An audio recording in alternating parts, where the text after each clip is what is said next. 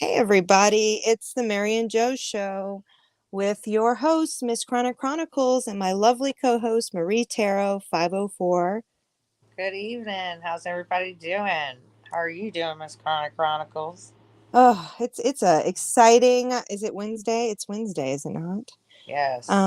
Yes, it's a Hump it's a hump day. Are we day. talking about some people we've humped? Yes, some humped folks we went over some humps in life with. It's one of Oh, those. I Yeah, hope it's you have your Mary and Joe. yeah, we got it all ready, you And boys any and of you on girls. listeners, I hope you do too. Man, you better protect your ears if you can't handle the You might want to throw a truth. little liquor in that Yeah, Joe. this is a Spike Your Joe kind of night. It's a fact. So what we're talking about tonight is relationships, mental health, and addiction. We've all went through our own experiences, even in our own. We've talked about that in earlier episodes. This is a continuation of the previous episodes, but sharing more of what we believe are the meats and the bones of personally only our experiences we can speak about.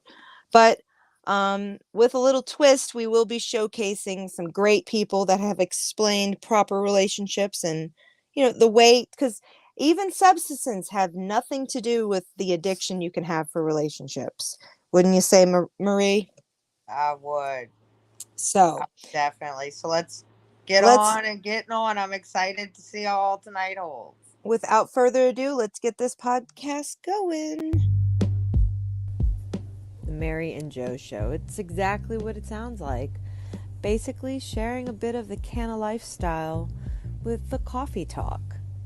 You'll hear interviews, reviews on products, a bit of my own personal life experiences, and sharing on YouTube for over 10 years now, being active on the internet with my own chronic illnesses, and many interviews in the future, along with a dose of a normalcy. We are a community around the world, and I bring you this podcast to give you a normal place to enjoy your Mary and your Joe. Everybody, so we are so happy to have you here tonight. Some great conversation this evening. And I just have to do a big shout out to Colorado Magazine. I just got your other email just now. Yes, we will be doing that interview. So showcasing this channel. I hope you guys are listening. Miss Chronicles, myself, Rachel Raw Truth, also known as the Mary and Joe Show, will be featured in a Colorado magazine very soon. Thank you Very for awesome. reaching out. He's listening to the show. Yay! Yes, I think that's great. Yes, indeed. After these many years sharing my story, it's exciting to have recognition in the right ways. So I'm really appreciating. All the Thank love. you. All the love. Hi there, Lucky Mike. How you doing? So tonight we're going to share what our personal experiences and relationships have been. And I'm going to go back as far as about 13 years old to about, I'd say, like 3 years ago in relationships, up and down. And consistency is the key to be open-minded here and to share our experiences at the best of our humble ability. So none of the names of these people are going to come out, but our No. stories and our personal perspective of looking back and what we've learned from those experiences, as we did love these people, um, or care for them, or had an eye-opening experience, I'd say. What could you spit at I could with that say one? definitely addiction. You're addicted. Addiction. Yeah. Yes. Well, I okay. think Do you that I feel think that? that I've suffered from addiction to another person, but also I believe you have too. Oh, yeah. Well, but the hard part is that I have become so jaded from let me correct myself, these experiences I'm going to share tonight, that I don't look at relationships how I did since I was 13. And not just from maturity, but from the But the thing is experience. that it's so wild because like you Hmm. can't ever get that innocence back. You know what I mean? Like No, once I you never cross wanted to over that know. threshold, like Right. I don't know. I never wanted to know about. Well, let's just say what was our pre-conversation of the show? I blew your mind. I have not, with all the people I'm going to talk about tonight, not a single one of them told me right off the bat that they had a problem. Yes. That blew my mind. Like they were like, I don't do drugs. Like to Nope, they completely ultimately opposite. deny. Uh-huh. Now I haven't had, I wouldn't say anybody's ever denied, but they've definitely lied about how far of a problem it was. Yeah. Or like didn't lie, but like skirted, you know, like Well, not really let the truth out. Like, yeah, this is just what it is. But I've never had anybody that's like a straight up like, well, yeah, I mean, I guess in a sense they do deny it. I but don't when know though. It's I pretty can say obvious each and pretty every, early well, on. okay, the first person that I'm going to talk about, I met at church Oh, when I was go on, 13. girl. Oh yeah, at a Halloween party where everything should be copacetic because it's a church Halloween party. They're playing gospel music instead of Y'all was spooky getting free things. candy It and was free different. something else. Yeah, man, in the name of Jesus and none of that other stuff. In the name of Jesus, Okay. yeah. No. Every drug addict is in denial. Thank you very much for saying that, Lucky. Yeah, actually that's one of my lovely wise parts of this fabulous story I'll be sharing tonight with some of the people, is that was one of the best advice I think I ever heard from my last relationship, which was really deep. Point blank told me he was the heroin addict, and he point blank. Um, hold on, guys. Point blank told me that he was not somebody to trust his words, because as much as he loved me, he was going to continue to love the drug more than me, than anyone else. He'd already sold himself over. But that would be an honest situation, and that's hard to hear. But like at the Mm-hmm. same time, like don't sell somebody a dream. You know what I I think mean? it made me love him more. So we're not going to be able to do this in chronological order, and that might help not share these people's information, because people are smart out there. So yeah. I mean, I guess Definitely not in chronological. that's not going to happen. So, And but we're yeah, not I giving out any names. no names Hey, on this. if the shoe fits, baby, lace that bitch up. Hey, if this Okay. information that we share somehow triggers you, I'm sorry. Get away, back up, turn around. Otherwise, if it's helpful in you or anyone you know, please share out the video. Give us a like. We're just telling our own situation. Now, the first person that I ever dealt with substance abuse was acid at age almost 12, 13. This person was See, using it. that just He was, and warps he, my and mind. he was I feel like a 12, 13-year old to use acid was not right. Your brain's developing and whatnot, and this person was able Yeah, to, you're in a the baby. state of acid, take a vial and remove blood from his arm for Oh my fun. god. Yeah, Oh my god. like teenagers Okay. Well, would. that's real cute. Right. And That's and real at the cute. I know, right. At this point, that's when I was in love with this person for a while, as a teenager. It's of course puppy love, first pure love. You really think you love, which I still love this person, but non uh from the memories they've given me, technically. But this individual, unfortunately, I saw them struggle with meth, alcoholism from their parents being alcohol, and it was just always around, and it was almost encouraged to sit down and do it with them. So at first, and they were church, I mean, I went to church with these people regularly. So again, nothing looks the way it does, friends, if you think your kids have a church environment. It actually can be the worst.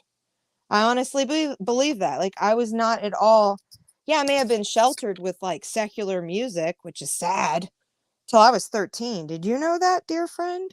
No. That was 13. My mom did not let me listen to anything until I was 13.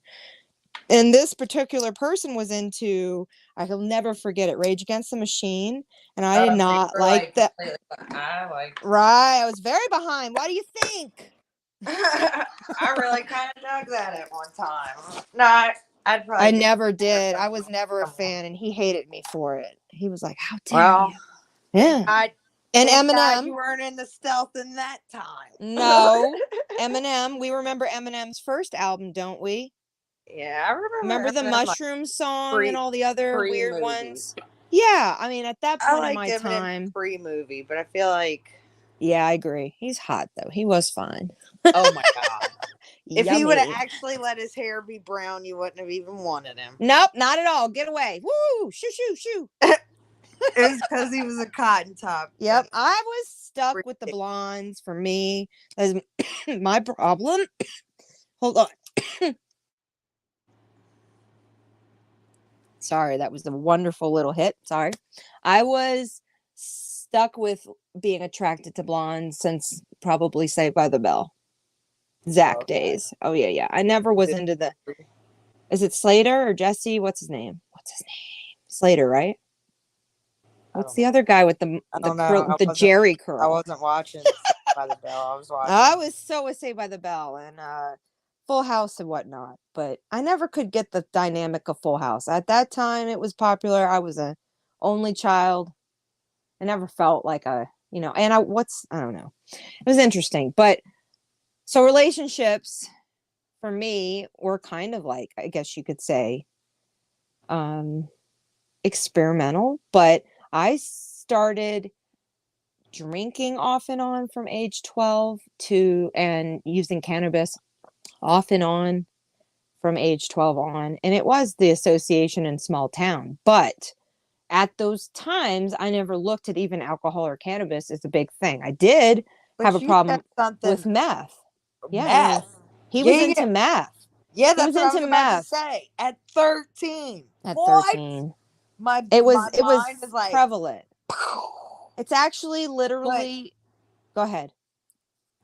they're babies. Yeah. And actually, I mean, it was like, okay, so if you're a 13-year-old, your brain's developing, you're using acid.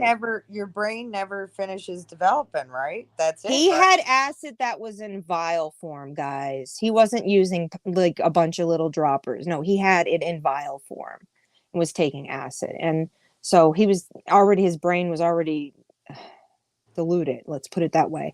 And his family was from Oregon, and his family were alcoholic Irishmen. There's no way else to put it. And they were like the true rifle version of your shotgun wedding. Like everything you could imagine that it looked like, Harley's involved and all. So his family was like all about partying and whatnot. And they were, in the middle of nowhere in the 90s. There wasn't even cell phones really. I mean, his family, he was homeschooled.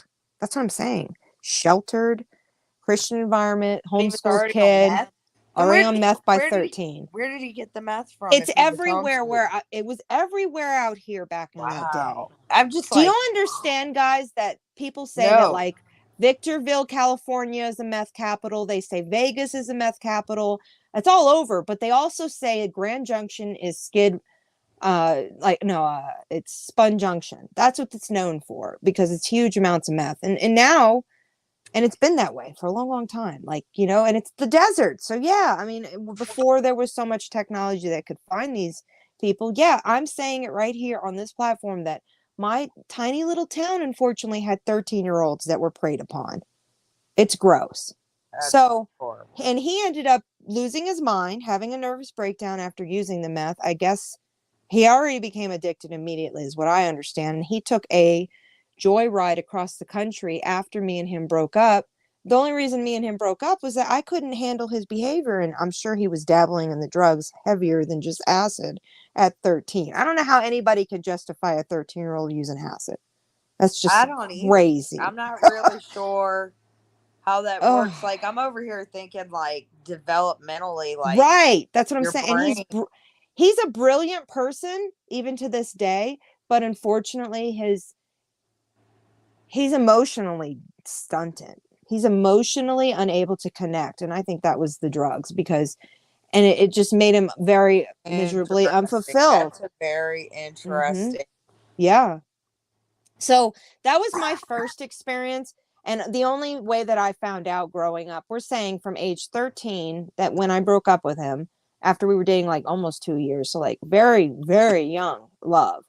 After that, it was by the time I was 15, I had heard from his mother many calls yelling at my mother, her drunken, the drunk dials were to my mom Yeah. about like, your daughter messed my son up because he's doing this and that. And so that was my first experience. And I was only being told by the mom and, that he was using drugs. So, and I genuinely didn't know 100% in my mind if I had something to do with it because I wasn't, your brain is like trying to understand love.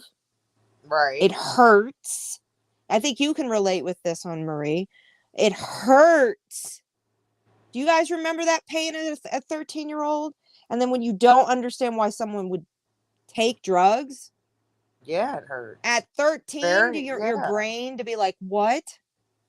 I mean, can you touch on any of that with your experience?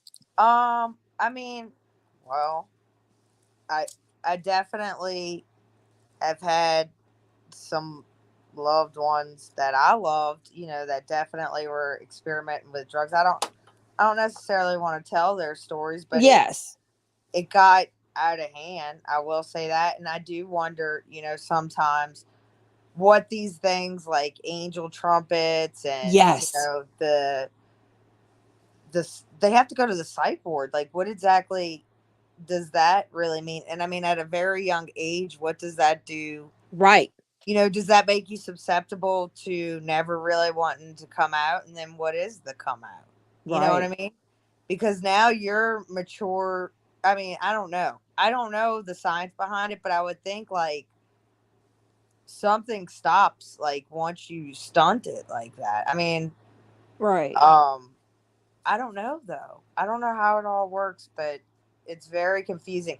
Now, my question is because I know that this is something that I have a problem with.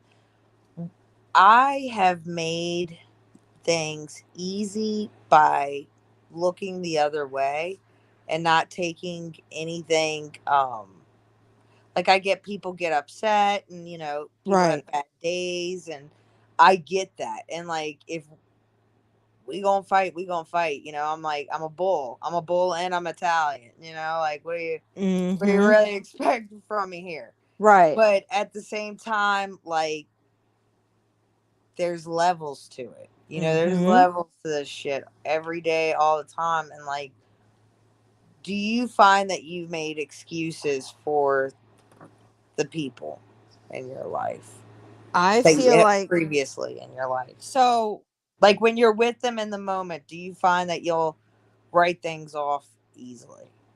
I usually felt like it never affected me until it started to then affect me. It's like I don't know why it never affected me the first time. Like the first time one of the people I dated was like, I'm gonna go pick up Coke. And I'm like, what? Yeah. Are you gonna do some with me? And I'm like, no. Oh, you don't do that?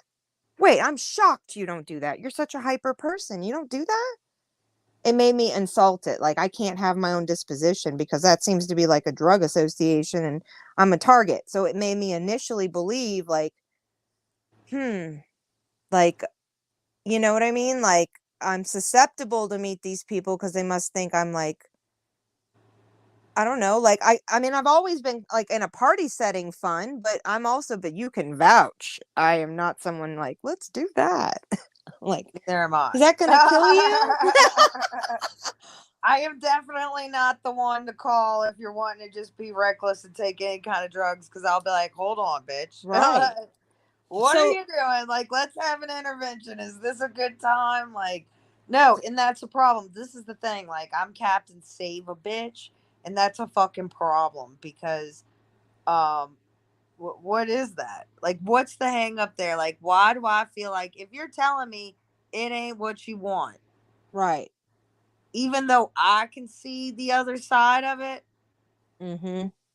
why do I think I'm going to take you to the water and have you drink it? See, this is the thing. You asked me that question of how you're able to like, okay, be like, all right, well, let's just go date a guy who does that. One of the next people that I dated in my 20s, who I had a 6-year relationship with, He used acid, and I was freaked out. I like thought like it. I acted like it was like meth. I was like, "No, you don't do acid. Please tell me you don't." Like, I was freaked out, man, because the guy was shooting out blood out of his arm. Like, what is that? I didn't have any perception of it. I never did it with him, and I was like, "Listen, if you do acid, don't call me. You don't know me." That's how I rationalized. I was like, "Just stay away from it." That doesn't make sense. You can't turn a junkie off. He was doing coke too and other things, and a pure alcoholic if he wasn't smoking cannabis. So I was like, because I don't know why. It's like if he smoked, he didn't need to do any other major substances. But if he didn't use cannabis, he was going to use everything. Oh, That gee. was 100% in my 20s, that 6 year relationship. That's And a he never used meth, but he used coke and went to rehab in his when he was 19. He went to rehab, and he was a rich kid in California who had family who were like, "We're sending you to rehab. Everything will be good." F. For real. That's how he explained it. This is the same kind of person that did small things in his life where I was like, wow, like you really do live in denial. Cause like he got his whole arm tattooed and he kept it covered for 6 years from his family. And one day I was with him at a family gathering and he rolled his sleeve up slightly and they gasped for air. They were like, how long has this been here? And he was like, it was a mortified moment. And that's just like living in the moment of not being yourself, having a double life. Like I met a lot on a That's regular basis that, like I said, when you first meet them, they're not saying who they are, but then they end up that. peeling back the layers. Yeah. Yeah. So it bled into other things. And that was probably the one of But the, you've also had relationships. Wait, let's adjust, and you'll know yes, what I'm talking about. We talked yes. earlier that we were going to touch on it. Mm-hmm. But you've also had relationships where you do know the person from past experience, but then you get meet back up with the person and you're almost in love with the previous person that they had. Absolutely. And then it's like, big shocker, that's not me anymore. Yeah. Showtime. Yeah. Like, It's only skin deep, bitch. It's only skin deep. that's It funny. doesn't matter how much you beg a person who uses any substances. I've heard most of the people who use those substances, whatever it could be, was they gave it a justification of I'm a better me. I can handle life better, especially alcohol. Hey, look, if I just do this, I'll feel better, honey. Don't you want me to feel better? Oh, If geez. that ain't manipulation, I don't know what is. Right. And at that point, and that goes back far to the 6 year relationship with that individual with the sleeve, I explained, that did the same thing about like, let me just drink and then I'll be okay. It's like, and so over and over and over, I met people who were like secretly closet alcoholics, and then But they would slowly show do it. you think that whole thing of we meet our demon over and over again is a real thing? Oh, I believe it. That's why I'm more like, I can't. I'm right now going on what I think 3 years now. I am not in any serious relationship and I don't want to be because I'm not at the capacity of my own self to believe I'm not vulnerable to find another like exact situation. I know that it's easy. I'm vulnerable to be taking care of the wounded bird. And that's Jeez. like I want to say this. Let's just like move right into this. This is not going to foreshadow fully, but don't you feel that okay, for instance, cuz after that literally off the boat, off the car ride with that person we talked about in a previous episode where he was like, "So I've been using all these drugs and yes, I lost my teeth." Like, "Oh my god. Oh Oh my god. my god." Yeah, it is from meth. Yes, it is. I said, "What else did you use? Like what did I not use?" That was the answer. Oh god. Yeah. What did I And know? what did I not use? And when I said, "Well, what about when me and Marie went and confronted your family?" Well, you were right. I was hiding it. I Oh wasn't shooting it god. up. I was smoking it. He was That's, using crack. He was using everything. that's just like so like just Heart. It kills your heart, does it not? Because let's go back to and I'm sending it on over to, hold on a second. I'm sending a private to the situations with that same individual who, God, if their relationship had worked out before me and him got together, that would have been bad. Do you remember they were together? No, I didn't know that. Oh, they were together right before God, she, do you think that she's who started him on it? yes, I do. Really? Really. Oh my gosh. That's intense. Because what had happened was this poor That's it. girl lost her mother to illness and was already an addict from using her own mother's pills, because her mom would even be like, just take one. It's fine. It won't hurt you, honey. Just take one. I have a mom who was sick and would do the similar things when I was in pain, but I never responded to anything. She wouldn't give me, actually, the only thing she ever really gave me was Malaron, which I think I'm saying it wrong, but it's like a fake cannabis for appetite. Because even when I was younger, I had problems. She like gave me this and it didn't work. It just made me high. I was like, ugh, mentally, whoa. Yeah, and very young. So anyway, the whole point is, um, yeah, I do think that she had an influence. Her mother kept her at home a lot, so she was isolated. She had mental illness. This episode will be covering mental illness in its relevant points. And when her mother passed away instantly, shortly after my mom did, or was it before? I think it was before, huh? I think it was before. Yeah, but when her mother passed away, I was stoic as much as I could be about when my mom passed away. She lost it, and everybody handles grief completely different. And this episode is not just about dating people. This is about friends and situations. This is not an episode about family. We're not going to sugarcoat it. Family can be on another episode. But the facts are, in this episode, we're really just kind of giving you guys the ideas of what we've experienced between each other in our lives. And fundamentally, we understand that relationships also come with friends who use. And it's sad, like, to watch them disappear literally from who they are to what their morals of life are.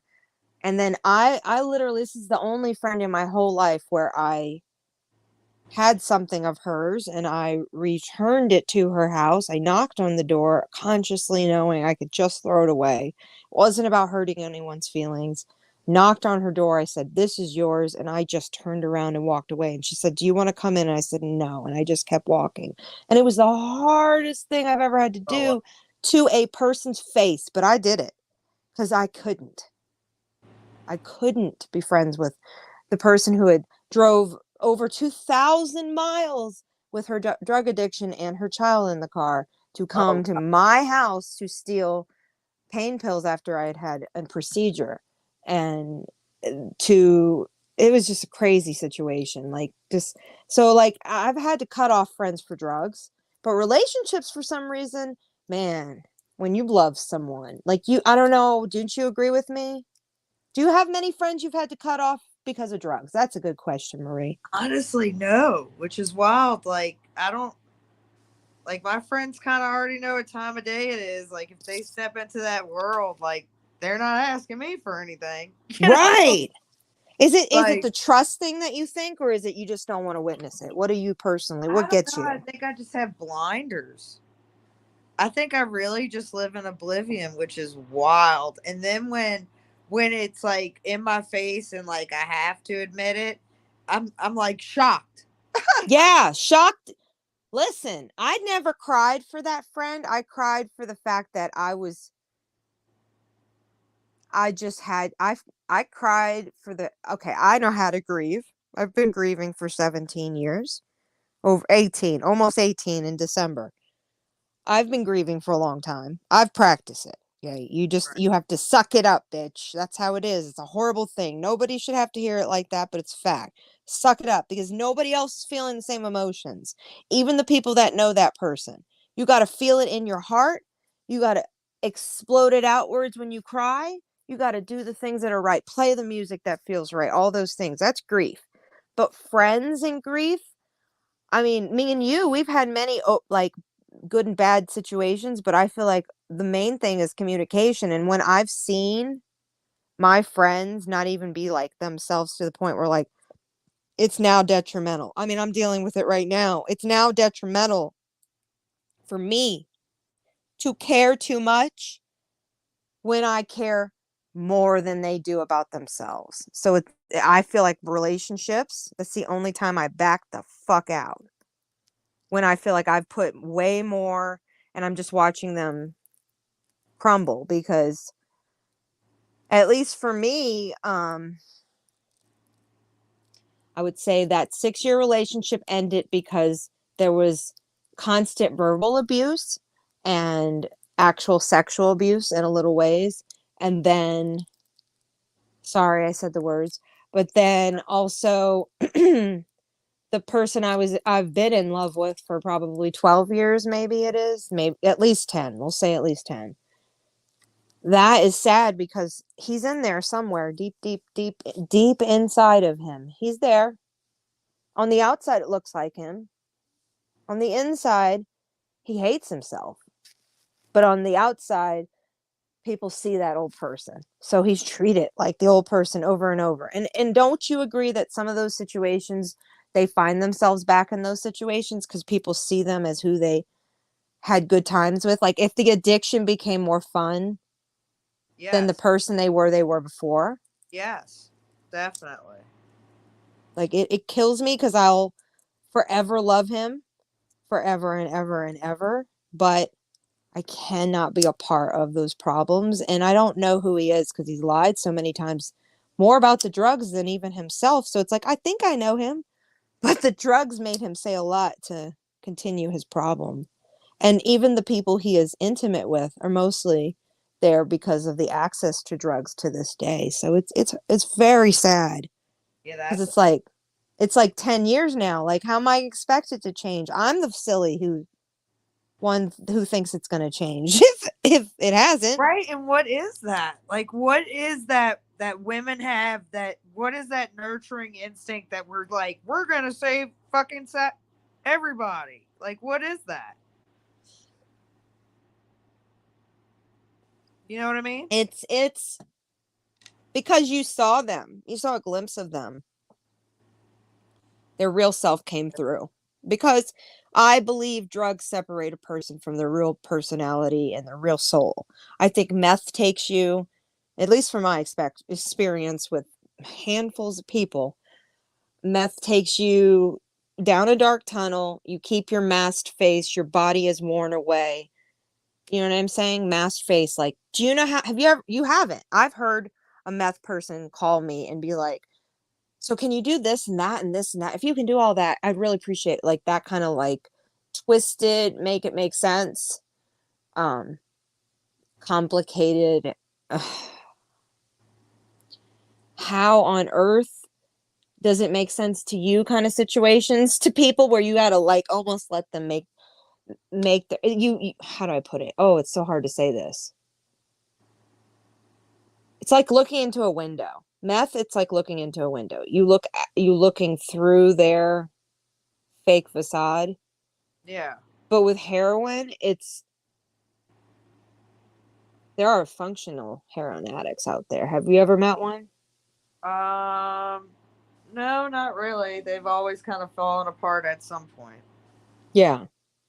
I feel like the functional, it's such a it's more of a relate at least it was explained to me. It's more of a relationship than any family could ever provide. Any relationship ever would go past the love you could have in like romance. The drug is more fulfilling. Wow. Yeah. No, I was Than never. even family, which is so sad because that's where you would think how meth would be, but meth it's like to fill the cup, you need the experience over and over. And that goes even with like abuse with pills because I have met people who were like, oh, it just blew my mind because they were literally like children when they were begging for things.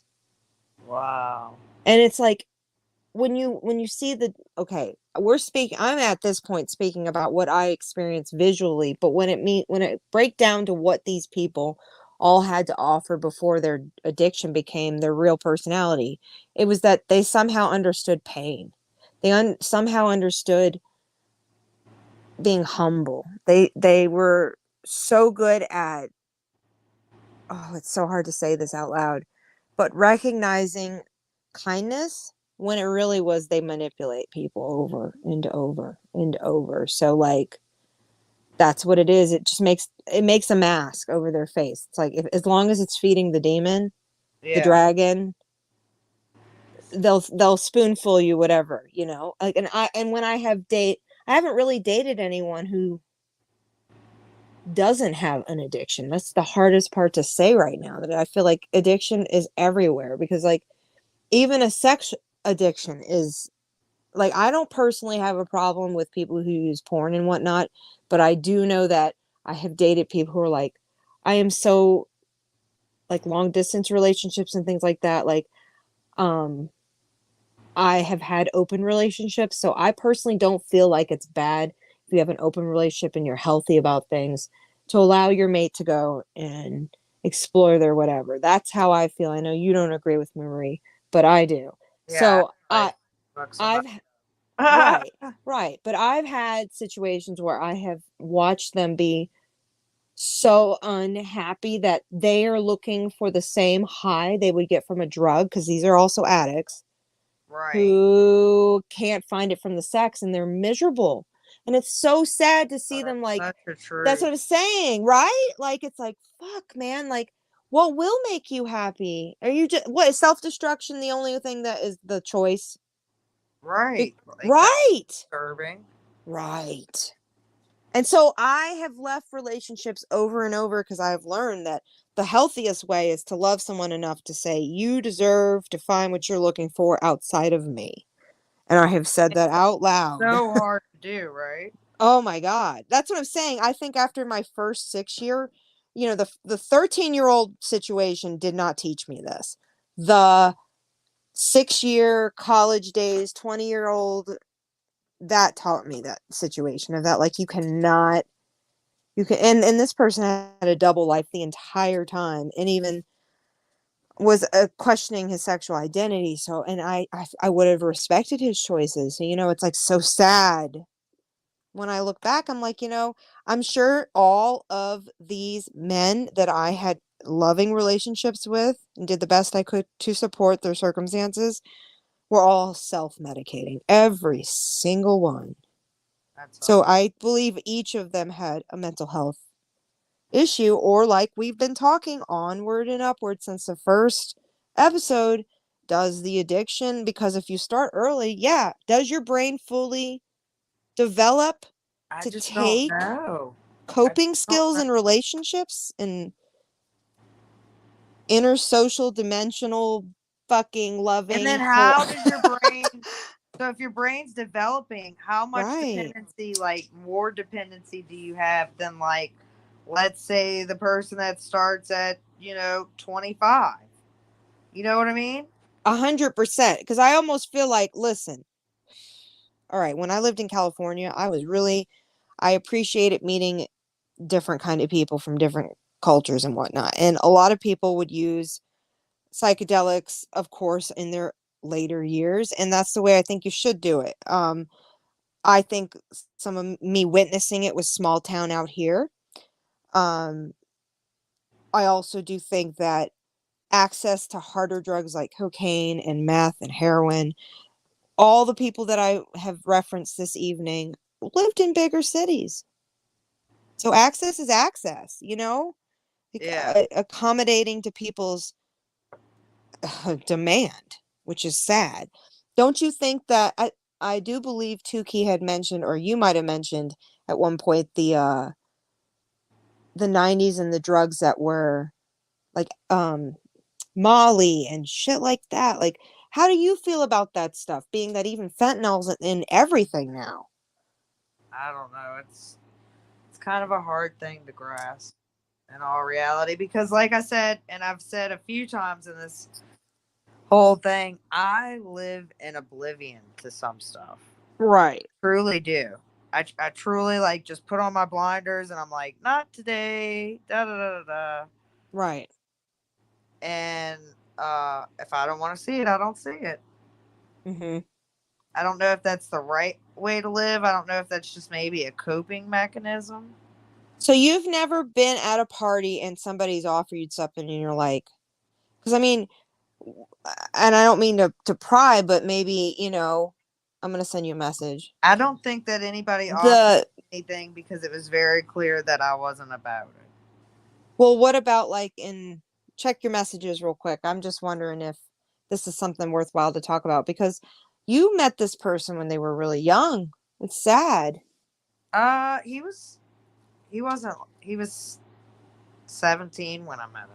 Yeah. He was just a manipulator. But okay, I witnessed. And he had Asperger's. Okay, let me ask you something about that. Do you think drugs exerted the problem? So I think drugs. Because he acted insane back in the day, and I know cocaine was definitely a factor to it, which is so sad. I saw things that not normal, sadly. And he was a Yeah. totally different person. And I feel like, but do you honestly believe mental health might have been that reason? Most of that went down. I think he was mentally messed up in the head. And grieving. Yeah, definitely grieving. I mean, I've never been one of those ladies who's like, you know what, let me just dance all night and use cocoa. I'm just not that girl. It freaks me out. I'm like, I've heard about people, don't they have heart attacks first time they use? I'm good. That's who I Right. am. I am her. She is I. you Uh, know? Yeah. And the same goes with ecstasy and stuff like that. So, um, I've been in relationships where they've as I said earlier, had issues with their sex life and they're like, and our sex life is great, right? But it's like, can I take it to a next level and induce it with drugs? And I learned from my 20s, from that 6-year relationship, I am grateful for this lesson. So grateful that I didn't have to choose the same things to stay in that relationship to have a healthy sex life. No, no, I did not. Because I was well aware that, if that's the only way that we can make things be happy in that relationship, we weren't supposed to be there. I learned that early. So, and I think I took that within the rest of my relationships. And the main thing that I want it to pop up, is it okay if I share my screen, girl? yeah. So, this is something that I feel also has a lot to do with the point tonight. And this is a lovely video. I will totally put it in the description below. It's from The Quietest Revolution. She does amazing tarot readings, but so does Marie Tarot 504. So just hold on to that. Hold on to your tushies, people. She's coming to you. But I love her analogy on relationships. And when you meet at the middle in a relationship, what is actually the fundamentals of a relationship. So I'm going to play this. You take it for what it is, insert your own situations. But I feel like it's so well explained of if we take and we just remove all the addiction and mental health issues, let's talk about the mental health issues that happen in relationships if we don't practicing the middle. Are you ready, people? Here we go. That's what I said. You heard me. You heard me. It's taking a long fucking time to find the middle, bro. Daily Harvest, you have made my life 10.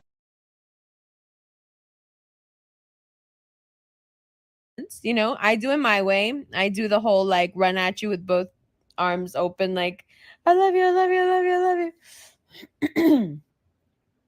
And he does it in his way. That's the Gemini way. That's the Gemini Cancer way. Even the Virgo way. Virgo females be like that. And he do it the Scorpio way, disappear for years on end, then show up out of nowhere, then I leave you alone, then show up in the middle of the night, then disappear. Man. We're going to have a relationship in astrology signs episode. And we're going to talk it out, girl. We're going to talk it out. You ready for that one? Here we go. Every time you show up more successful, just will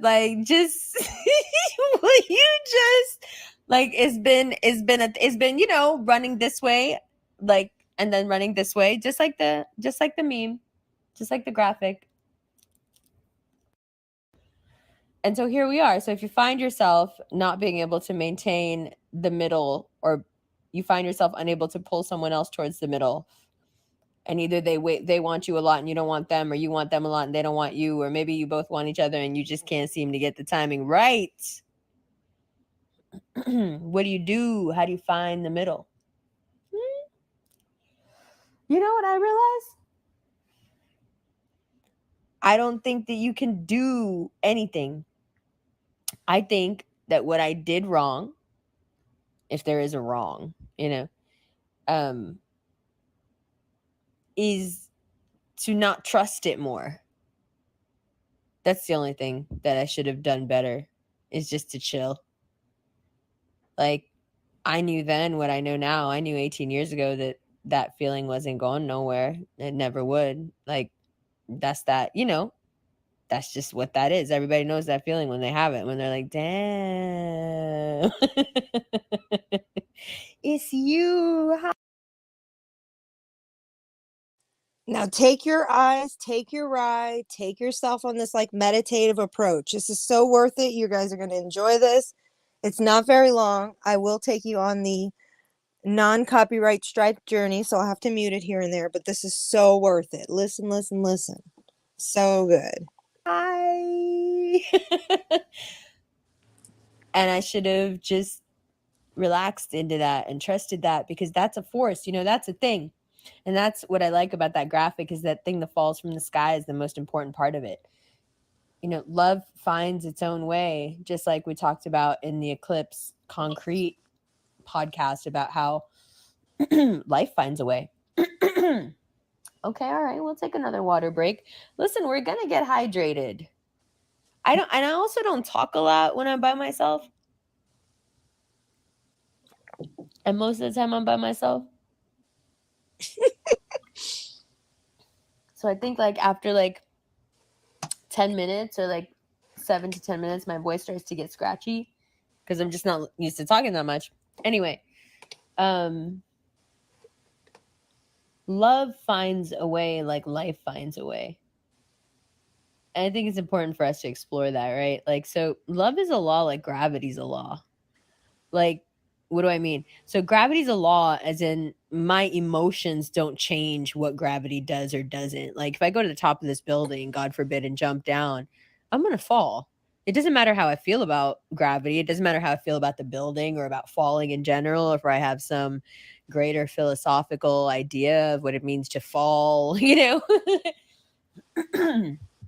whatever it is, it won't matter.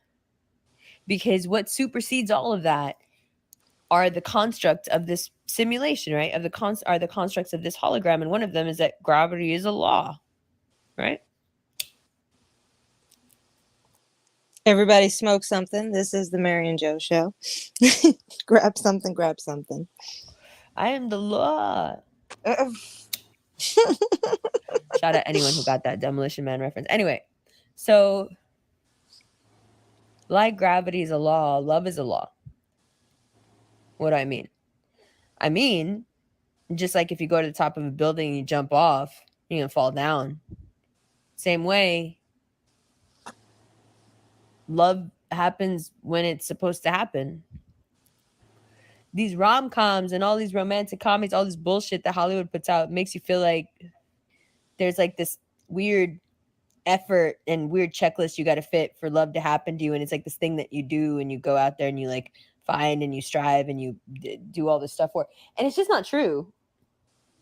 That's just not how it works. And any great love story proves that.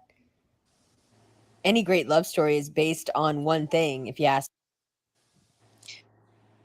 What do you think of that so far? Where are you at? Don't you think? Are you with me on this?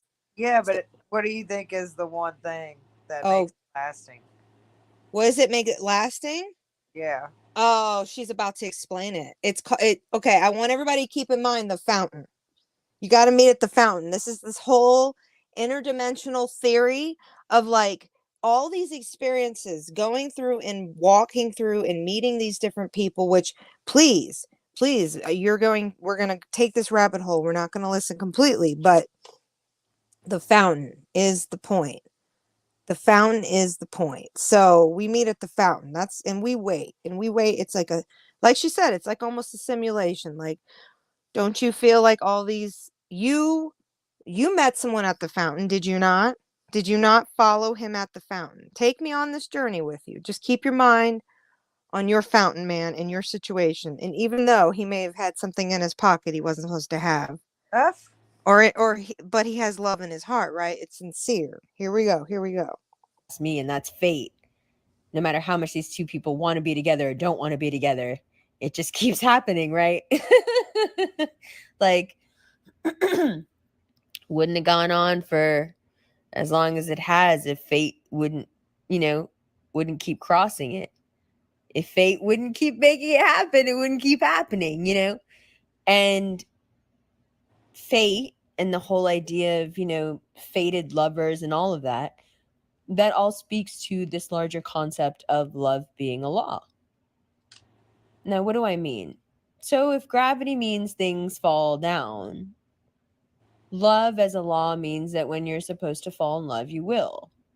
No matter how good enough you are for it or not good enough you are for it, or thin enough or big enough or thick enough or pretty enough or ugly enough or tall enough or blonde enough or brown enough, it doesn't matter, or shiny enough or glittery enough, or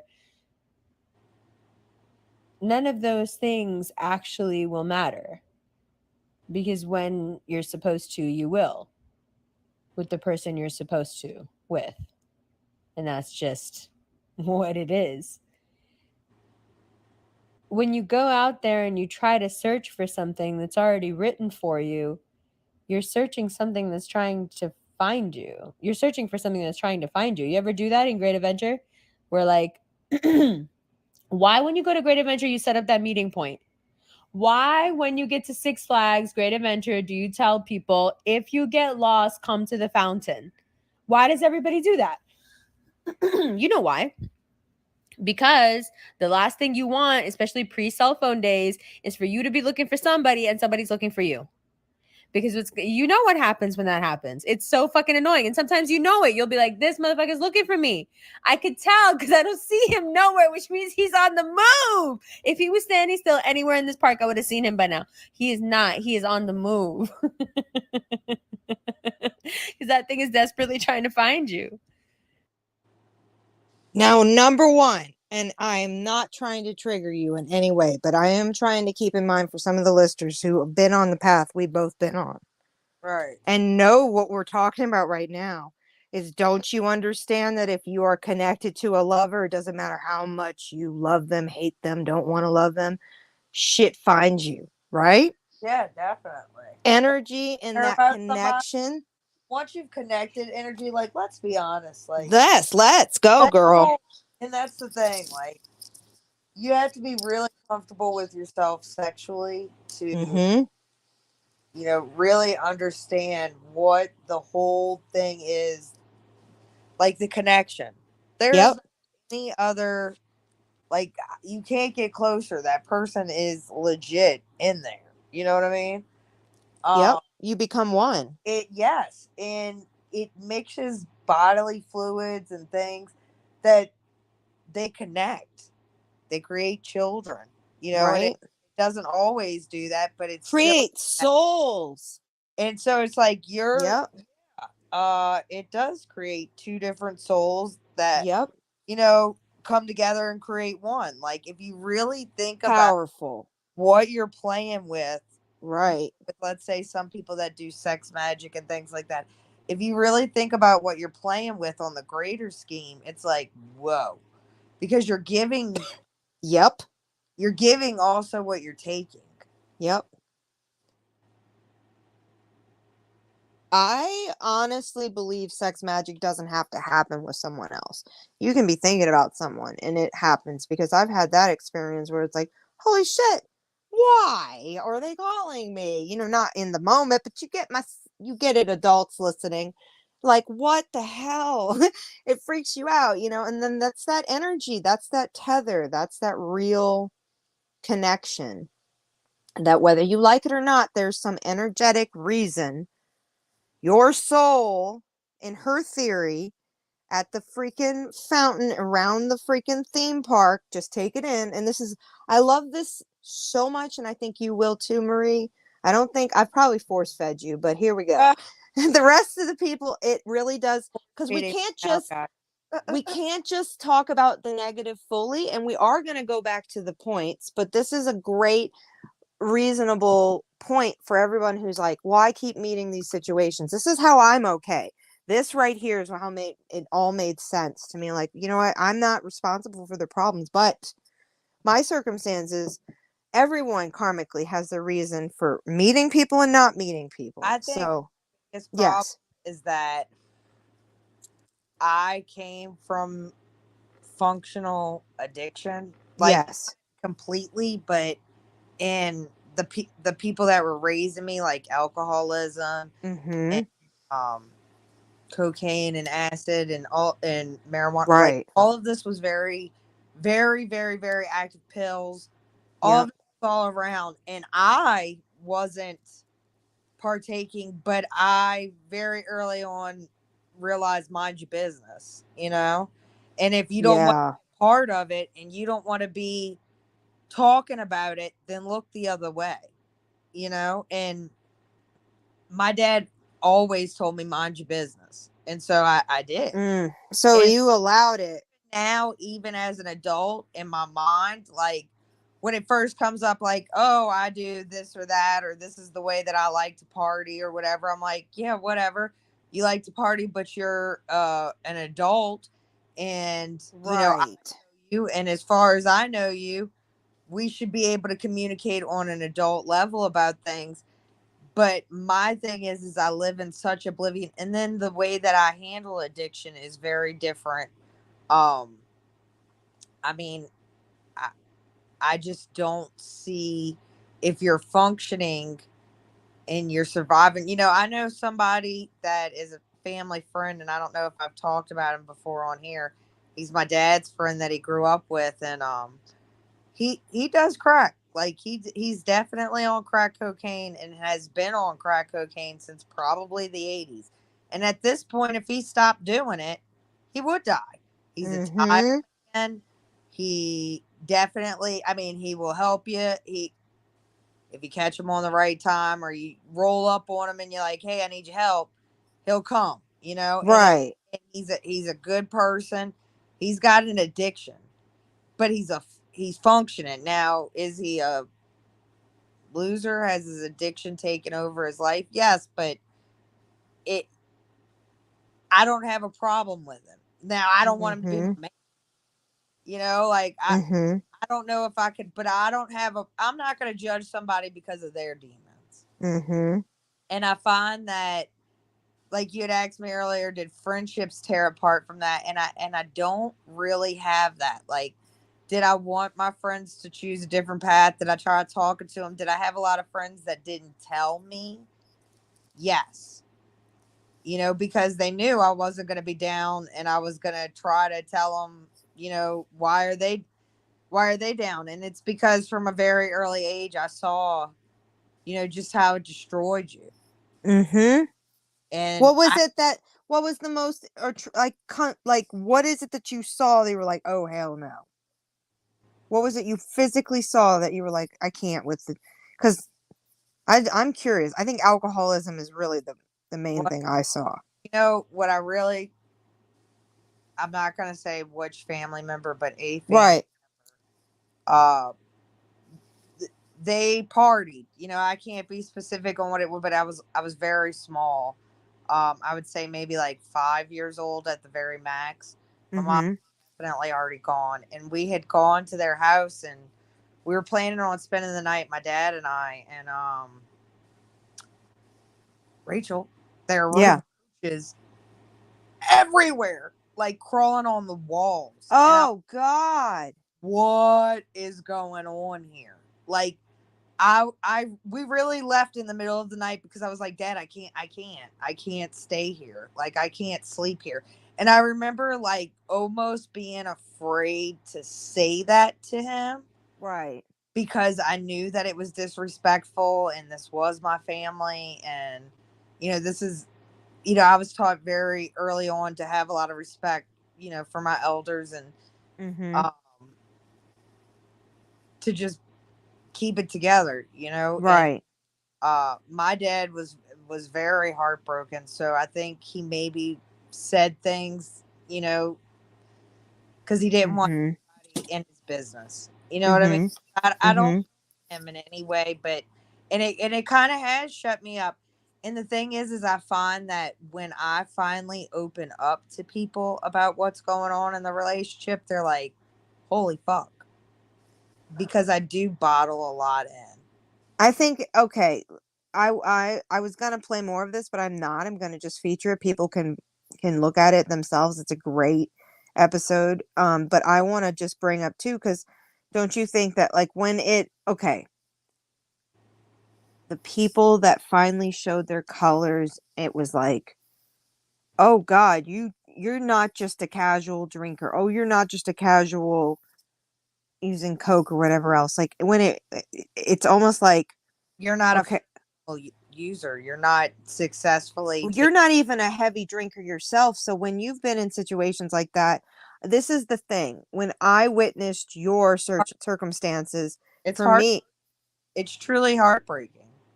I was like, wow, I could see the foundation was going to crumble because you wouldn't live that lifestyle. Like you couldn't, So, I could. and I think no. a lot to do with my childhood because I didn't have any. Okay, I see. Yes. I had no control, you know. Right. And I think that, like I said, I was afraid to ask him, but once I finally got the courage, we left. And that played such a crucial role because my dad was tired and we had to Mhm. and that played such a crucial role in my decisions that I can decide no. Just because Right. they're doesn't mean I have to. You see I what I mean? mean, that's the thing. That's how Hmm.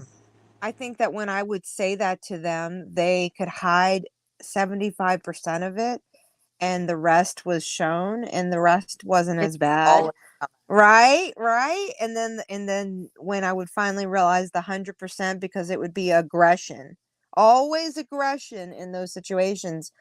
Um it was the saddest part is the people that I have had these remembrance and conversations with in the over the years getting back in touch and like they've apologized like and I think that's a massive uh cycle of what proves it was an addiction because that's part of the recovery cycle is going and apologizing to people you fucked up their world because you were acting like a fool and I would realize that like okay I couldn't tell them like that the only person the 6 years that 6 years like made me that relationship made me really hate alcohol. And I think I still to this day don't like, because it was like I either had to watch him be drunk or hostile.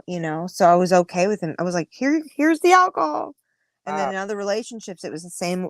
I think there's like three very solid ones that were exactly like that, where it was like, okay, what is it, Terminator, or like I don't even know what a good example of it is, but like if you took a vial of something, which it's alcohol, take this poison and you're all of a sudden the person you normally are. Otherwise, I, or it's Jackal and Mr. hard. Hyde, maybe. I don't know, something like that. No turning back.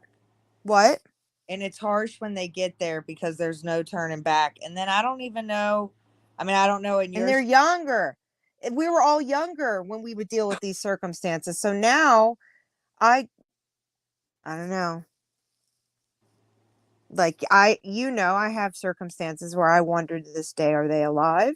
Because did the disease already take them? The mental health that came with the disease that was already going to kill them? The drug that was already going to kill them? It's a three-part situation here if you really think about it, because those are all real factors. So and I've always felt like a person who deals with any mental health or physical ailments, like if they deal with something they can't help, I can't judge them. But when you realize that it's not a mild, it's like you're not actually helping anymore by being around. That's when I've always like it hurt. Like I've literally, I don't know, maybe in a future episode I will feel comfortable featuring some texts that are goodbye texts to the the drug situations. I have like great ones where I'm like, I love you. I want you to know I want you to take care of yourself. Like, like I never feel like you should taunt a person with addiction issues because in no way, like, that's what I learned from the 13-year-old is that I was like, I felt like, okay, I could live with some, it's almost like survivor's guilt. Like, you're not the one who ended up being the junkie, Right. but they are. God. Yeah, man. It's a It real is thing. survivor's guilt. I have It mad is. survivor's guilt behind I didn't make those decisions. But the Right. thing is that it is Straight up. it is guilt because it's like, oh God. But at the same time, like I didn't make those decisions. And that's the hardest Yep. thing for me is Yep. that you can bring them to the water, but you cannot make them drink. And No that is way. so hard. It doesn't even matter if you talk to their family. It doesn't matter if you talk to their friends. I almost feel like that gives them more of an alert. You know everything. The less that they know that you know is almost the saddest part to say that you've got an upper hand when you're dealing with addiction. You don't know it's addiction until you like know more than they know that you know. That's the sad part. That's it. Cheers to that, And once everybody. it goes too far, then you're most likely already trapped in the whole love thing. Right. How many people have babies with people, stay with them for 30 years, wait until their kids are completely stable enough to leave, and then they leave their addict husband who's been, it's sad. Can't say one thing, boy. I will chop them down. Yep. I definitely can't shut the fuck up for long. Well, I'm a. They say dynamite also comes in small packages. I'm over here like tick tick tick tick tick tick tick tick tick tick tick tick tick tick tick tick tick. so we were talking earlier in the episode about how addiction does exist in relationships. So don't you think that even if we were in love with the love and then we leave the love, the person who's addicted to the drugs usually are addicted to us because we're a second addiction? Right. Definitely forms an It's addiction. so sad. And you're like, no, you don't need me. Like, you need to take care of yourself. But I can't live without you. And I'll be better. I'll work harder. That's been real. I've had that 100% conversation. I'll work harder if you're here to help support me. And then it's like, dude, I probably trigger you to use sometimes and you don't even know it. I've said that. Yes. So it's heartbreaking because it's like, that's when you know They you love a part of almost them. feel guilty for their Yeah. addiction. Like they're So this is like a real video. I will be posting, details below, but this is a real video for any of you ladies out there who you can't help that you can't help them. That's a fact. or And I'm not saying we there's have professional advice in any way. I'm sorry, say that again. there's also men that deal with it. It's not just Yes. Yes. Yes. And don't you feel like that is harder for men to deal that's with, like looking at the woman and that's their job is to be the care provider. And it almost naturally is codependency. Naturally. it's terrifying, really, to think about. It's enabling. You have to look at a lot of your, I don't know, enabling to the fullest. Yeah, man. When do you decide that you're the enabler for your loved I'm one? sitting here thinking of all the ladies in America who are completely of sound mind currently, have been on fentanyl for how long, are married, have children, take them to school, do all. I'm thinking that right now exists in the world.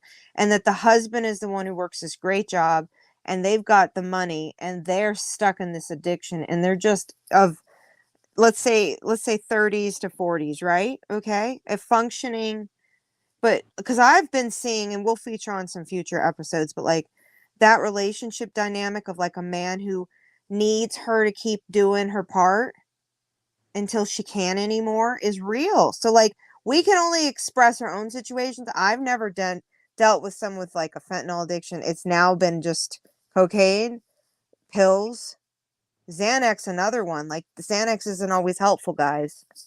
Like I'm like, what's better, alcohol or Xanax to calm your ass down because you're so addicted? Like that's a fact. Oh I god. can't be that codependent. Like you shut the person up with their problem. Like it's exactly what I don't even do this for my kid, but like who you see people in a line being like, "Here's your chocolate, stop screaming," you know? It's Right. 100% what it is. It's so heartbreaking. But again, it's like when you know the person's story and you can say this in your own situation. I mean, if you feel comfortable, like knowing someone's history, can you really judge who they become if you love them sincerely because you know them I don't as know. It far makes it back? so hard. It makes it so hard because then you're able to kind of like, you want to excuse it. You want to look past it. You want to see different. And then you have like anger towards it. Well, can you share that a little bit? I mean, to relate with some of the listeners, what is your anger? Your anger's that they're taken over by the drug. Yeah. Your anger is that the light in them is blurred. It's like got a shade on. It's got like the lamp shade, and then What it just gets about like a darker shade and a darker shade, and it makes me angry because it's like they're so far down that their light is no longer shining. It's taken over. and you can't make them come You back can't from it make no them matter see. what you do. Can't make them see that. And then they're also aware. I mean, most addicts are aware and they don't want the Calculate it, judgment. So right? they're quick to, a lie here, a lie there, don't tell Besides, this, yeah, yeah. and And it just snowballs out of control. I say it again, it's so hard for me to say it. Addicts deserve love too. People with mental health deserve love too. Everybody deserves peace. But relationships, I'm going to say it. I have to, okay. We have our saying, but we're not going to about to say it on this episode. No, no, no. But I have a saying that you're sick of hearing, and I'm sorry, I'm saying it again. Here's my analogy of love. I want everybody to close your eyes and visualize your love black hole, right? You see that black hole? Okay. Mhm. In the black hole, all of a sudden there's a door. And in the door, there's a key. And in the key, there's someone on the other side shoving a marshmallow in that freaking key. And in that key is technically the metaphor of love, in that door, in that hole. So if you shove a marshmallow in a keyhole, yes, you'll get a sticky fucking mess of sweet nothings in love. That's not love. Yeah, it's gonna like fuck the door up and maybe, I don't know, however you get in. You make it work. I don't know, sticky fucking mess. No love should work that way. It should be like click, makes sense, everything works together. And in a sense, nothing's perfect. But when it becomes a sticky fucking mess just because it's sweet nothings, marshmallow in a keyhole, Yeah. that's not love. And I have found that work over, and I don't care what you guys say. Tell me your ex relationships were perfection. They weren't. They were most likely you shoving things to cover up for the facade that you weren't happy and fulfilling what wasn't there. So if it's a strong connection, it will work hand in hand. I feel like addiction sincerely can just, it's not the metaphor, but it's the concept of like, it just taints everything. It makes it like, it's an image. It's a whole dream. You're in the black hole. you know, like, Definitely. I don't know if what are your rules now in life from your experiences dealing with addiction and other people you've loved? What are your rules now forward, Marie, in relationships? What is it, like a no red flag, go the fuck away? Well, I'm kind of just sitting down from relationships right now. High five. That's a I healthy can't approach. say what it would be and what it wouldn't be in all honesty. Mm-hmm. I'm having to really come to terms with what I have been through, what relationships did transpire, because again, I'm one of those people that definitely doesn't want you to fail, especially if I got love for you, like I'll go to war with you, like right Right. beside you, back to back. Like you don't Mm-hmm. have to worry, I'm coming through solid, you know? And when addiction, since that's what we're talking about, Yep. Lord knows other reasons. Yeah, exactly. Stupidity on my end on some of these Right. reasons, I can take that. But Mm-hmm. when it comes to the addiction, it's like you had said earlier about that, they said that they couldn't love anything more than they love that. And Yep. nobody ever said that to me, and I think that that's one of the realest things I've ever heard, because they truly did love that more than anything. More than It anything. gave them Than solidarity, anything. comfort. It was what they knew they knew what to expect. That's when they've checked out on emotional. That's what I'm saying about like it's so hard to like see a person. Sorry, go ahead. I totally blew you. Okay, you're good. Please, please. Oh, but like no problem. So I just gotta say, like, for me, I'm sorry, what was my question? I've lost my question here. What Oh, did I I'm say? What did I say? I don't even know what I sorry. said. Breathe. I'd asked you a question. I'm sorry, listeners. We got a moment there. We had a ding ding. Um, we got it Background back. noise. I will say that we Background. do have some future interviews. I know that we've talked about this several times, but We want to we get are you working listeners out some things excited. in the background, and we're actually talking to a few people out here in the YouTube community and really trying to pick up what they're putting down, and I hope that they're Right. picking up what we're putting down. I remember what it was. I was saying, what was the one thing for you that you like know you won't do forward? And now my answer to that is the minute I see they don't use cannabis and that they use alcohol and other things, we're not talking. I just need someone who uses cannabis and use it for reasons that are reasonable, not just to be a baller. I hate dabs. I want, Mine's oh, totally different. Mine's yeah. totally different.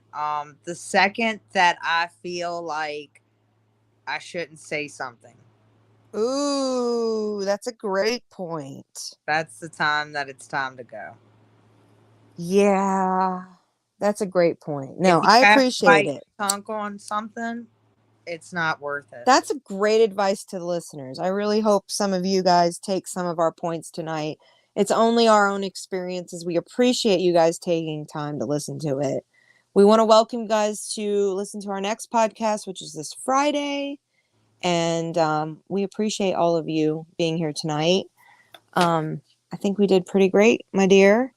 I think it's a great opening to all of our little story times that we keep having. That's right.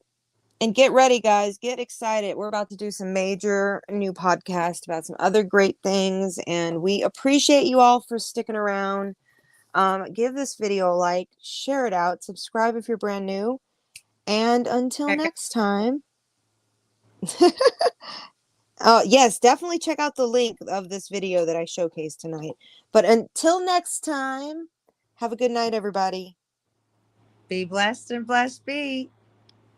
Bye. Bye.